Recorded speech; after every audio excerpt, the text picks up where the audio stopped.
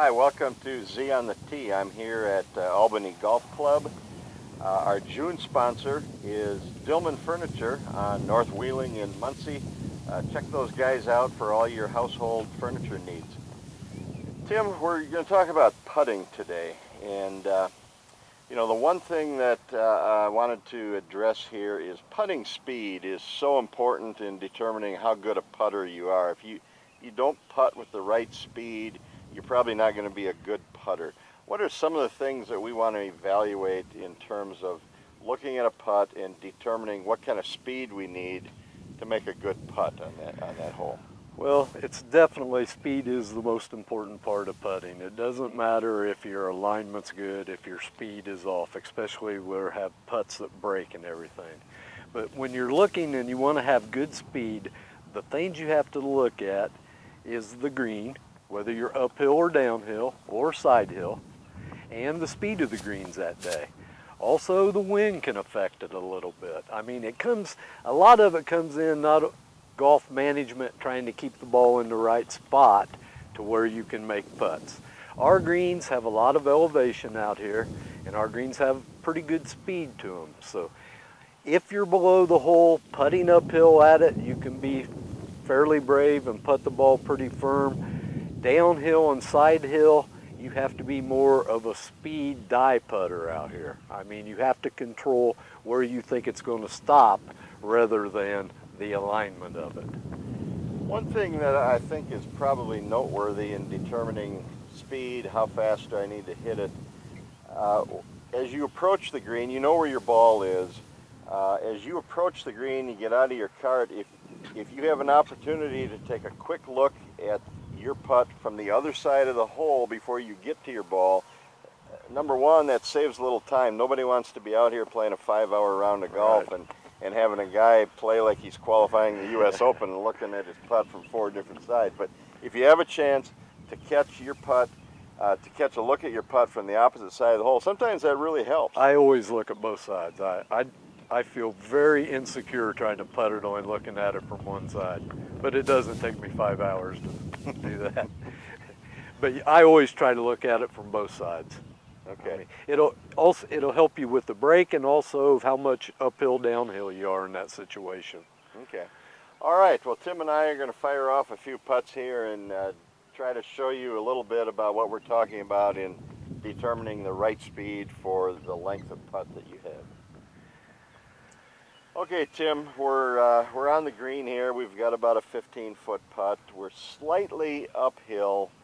There's not a drastic drop-off behind the hole, so there's really no danger of putting this past the hole and having it run another 8 or 10 or 12 feet. So it's a putt you can be pretty aggressive with. The number one thing is you want to get the ball to the hole. You don't want to leave it short. Correct. They say the proper putt on a distant putt of this distance, if you putt it and don't make it, it should go around 8-9 inches past the hole. It means you give it a good run to have a chance.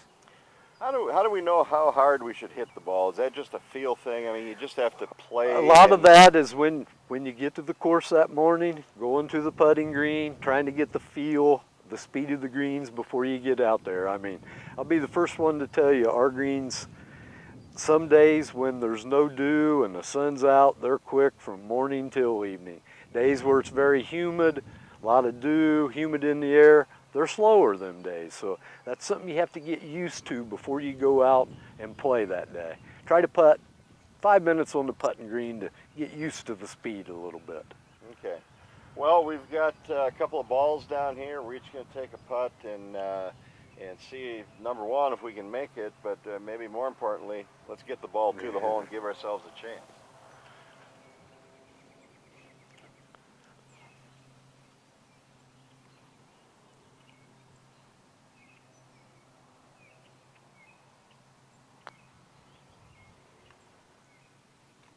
It's a good putt, well, just a little too hard. I was bold and ran it by about 5 or 6 feet. Broke just a hair to the left. I mean, you had good line, you just hit it a little bit too hard. Yeah, that was a little too bold. Now, one thing we didn't go over on the putting, I noticed you putted cross-handed there, which I am a cross-handed putter too. So there is 2 ways of holding the putter. You can hold it the regular way, or left-hand low or cross-handed. We happen to both be cross-handed.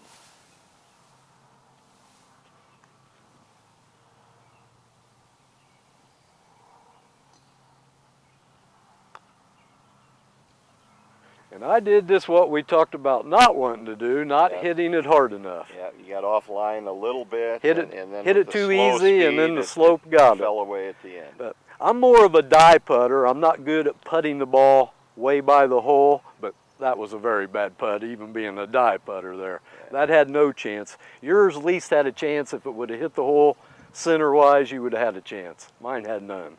Okay, well, we're just going to assume that I make my 5-footer and Tim's got a tap-in 18-incher. Okay, Tim, we're on number 7 here at Albany Golf Club, a par 4. As you can see behind us, there's a large pond. We're in the rough. If you're in the fairway, you'd largely take the pond out of play, but we're in the rough, and the pond is definitely in play if we're going to hit the ball anywhere near the hole. There is some bailout room on the right side of the green. What's the thought process here that we should go through in determining what the best shot is for us? Well, we've got 140 yards to the pin with only 110 to clear the water. But we have to hit it 135 to get to the green because it's on the left-hand side of a little ear there. 150 is probably going to hit you over the green. So the best, you got 2 options. You can either try to hit it right at the flag if you think you've got the correct club for that. But if you're sort of in between clubs, I would recommend hitting it out to the right towards the meatier part of the green, take the pond out of play, and then try to 2-putt from there. A lot of it depends on whether you have a club where a good full swing, that is the right club for that shot. If you're in between in that situation, playing it safe, I would say, would come into play a little bit more. The other part of this equation on this hole is the mental obstacle of having that pond in front of you. Some people put that pond directly in their thoughts, and you really shouldn't do that, right? Absolutely not. I mean, that's the game of golf, though. Probably playing it safe, 75% of most golfers' problems is right here in the head. I mean, and the pros, probably 90% of their problems is in that situation. I mean, you have to have good positive thoughts standing over the golf ball. Try to think of maybe a shot you had from that situation where you played a good shot, remember that, and try to build off of that. Worst thing you can do is say, last time I was here, I dumped it in a pond. I mean, try not to plant that sort of thought in your mind. Yeah. So the best thing is pick your line, whether it's at the hole, to the right side. Make up your mind. Don't even think about Make the up water. your mind before you do it. Don't have any second thoughts. Make your choice before you do it, and then be solid with that swing. Okay, well, let's see if we can do that. All righty.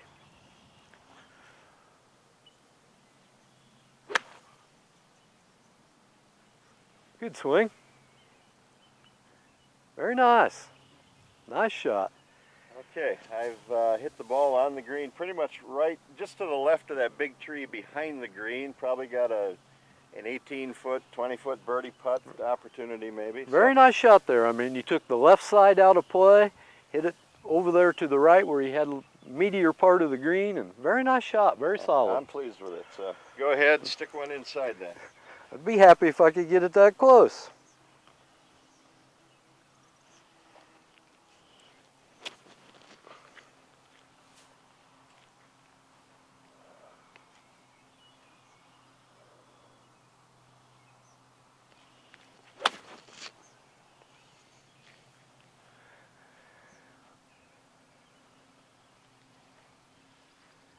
Way safety, way to the right. Your ball didn't, right club, didn't turn in as you probably wanted it to. But you're on the green with a